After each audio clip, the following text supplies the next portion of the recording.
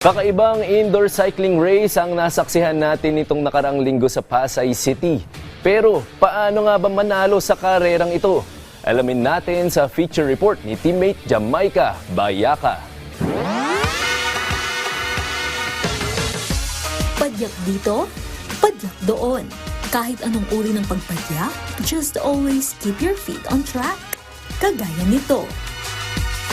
Wait, parang hindi yata umaandar. Okay lang yan, dahil makakarating ka rin sa finish line.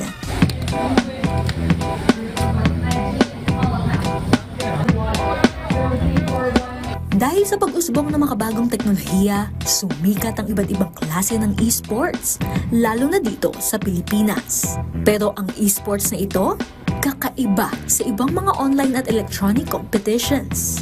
Hindi mo lang ito makakaharap sa screen, kundi ma-experience mo pa ito ng personal. Teka, hindi pala ito yung mga arcade sa mall ha? Tinatawag itong e-race.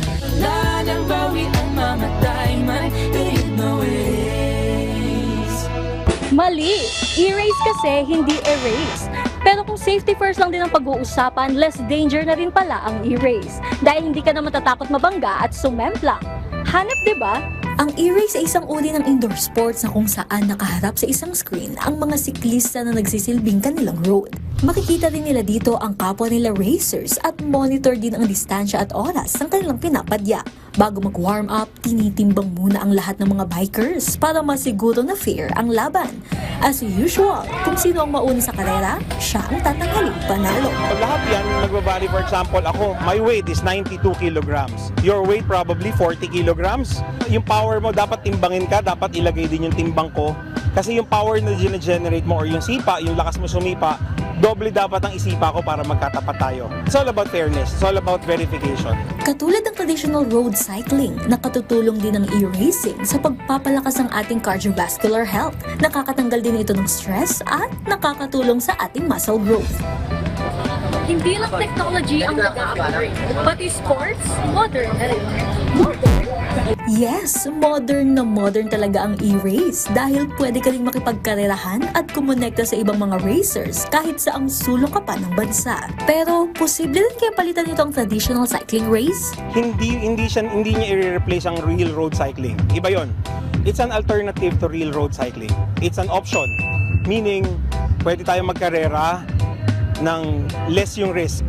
Doing an indoor cycling kasi, it's data-driven, meaning it's based on science, it's based on numbers. Diba sabi nga, you cannot improve what you cannot measure. Pwede tayo magkarera kahit nasa ibang bansa ka, kahit magkaiba tayo ng time zone. Kahit mas convenient ang e-racing, alternative lamang ito at hindi nito maaaring palitan ng traditional road cycling. Pero para sa ibang mga siklista, ano naman kaya ang preference nila dito? Yung dito po, mahirap po kasi po wala pong hangin po, mahirap pong huminga po dito. Kaso yung pong sa road, halos madali po yung laro doon. Yung dito po kasi mahirap po kasi. Any race po, okay lang naman sa akin. Opo. Ang e-race ay magandang simula ng modernong pampalakasan. Kaya naman suporta sa innovation kagaya nito ang kailangan para sa hinaharap ng ating mga atleta. Jamaica Bayaka para sa atletang Pilipino, para sa bagong Pilipinas.